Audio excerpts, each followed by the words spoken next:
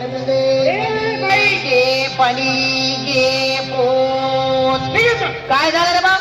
मंडळी काय बसली? हा. कार्यक्रम काय चाललेला? हा. मध्येच आपला सूर्या घे पोत घे पाणी. तुझ्या घरामध्ये काय चोरी करायला आलं बापरे. काय? काही डाकं टाकायला आलंय? वाढ. तुझ्या घरी काही चोरी करत नाही, काही डाकं टाकत नाही. का? थोडा बाकरीचा कुटका देखील आहे. बाकीचा कुठं का पाहिले? इकडचे तिकडचे लोक येतात आणि आपल्या मराठी माणसाला परेशान करतात. इकडचं तिकडचं म्हणताय का मला? बस अरे भाऊ, तुझ्याच मराठी मातीमध्ये जन्माला आलेलं छोटस संस्काराचं फुल आहे, भारूड म्हणतेत मला. मारून हा. आणि काय करे भानगड. अरे माणसांनी भानगडी करू नये म्हणून संतांनी काढलेल्या प्रबोधनाच्या कारखान्यातलं प्रोडक्शन म्हणजे भारूड. देणं थोडं भाकर भाकरी घेतो काय नाही. काय नाही. हा. अरे नाही द्यायचं ते देऊ नको, पण मी काय म्हणतो ते ऐकून तर घेशील की नाही? हा. कारण तू जर ऐकून घेतलं ना हा. तर हसू आलं भाऊ तुला? मला कसं काय अरे बोलतो? तुलाच नाही, इथं जमलेल्या सगळ्यांना बुरगुंडा होईल.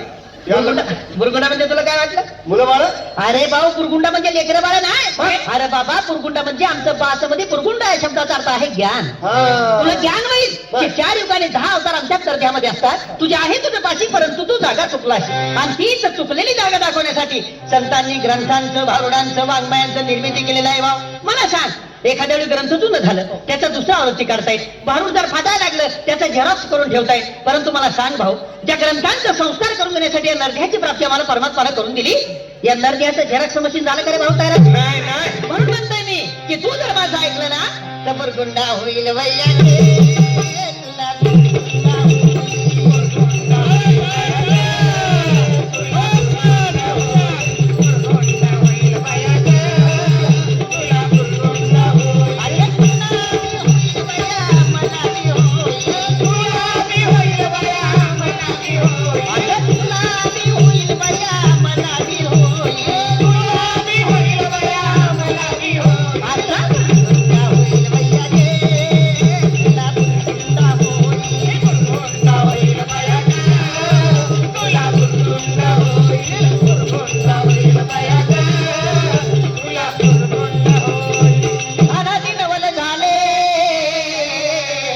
स्वानंद गुरुकुला सवे घेऊन आले, प्रेमाचा कुंकू भारी लागले.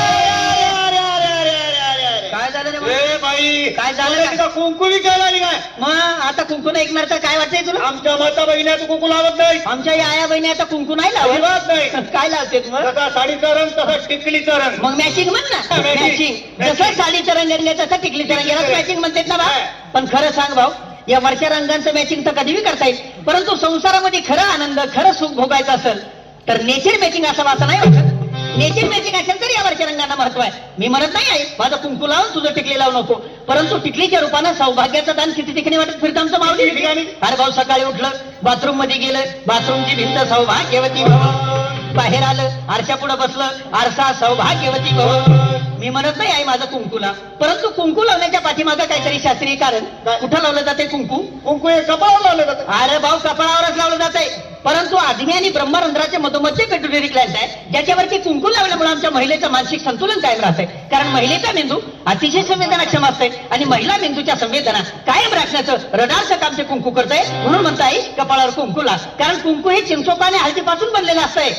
एखाद्या वेळी इंचू चावला रे भाऊ तर चिंचोका उगाळून लावून बस, विंचवाचं झर उतरवण्याची ताकद त्या चिंचोक्यात आहे. मग खरं सांगाई, जर विंचवाचा झर उतरवण्याची ताकद त्या चिंचोक्यात आहे तर त्याच चिंचोक्यापासून तयार झालेलं कुंकू जर तुझ्या कपाळावर लागलं तर तुझ्या डोक्यावरचं टेन्शन नाही का कमी होणार?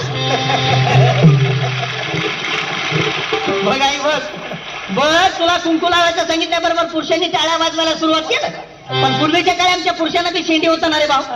आता ही शेंडी काय सापडत नाही. आता नाही शेंडी.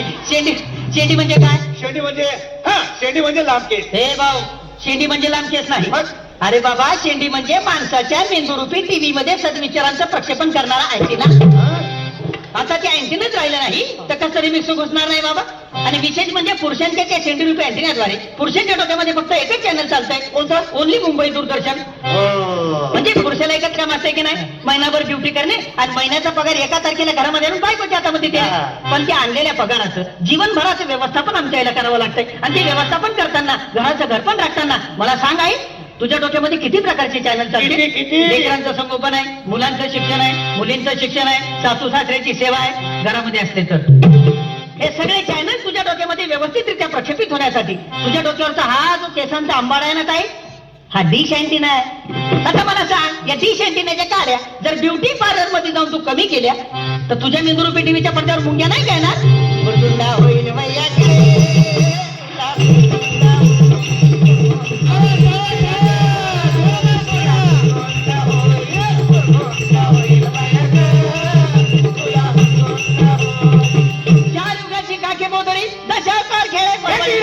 काय झालं? केव्हापासून घाण वास येते त्या पुतळीचा. खरंच वास येतो. या पोतडीचा वास येतोय. हा.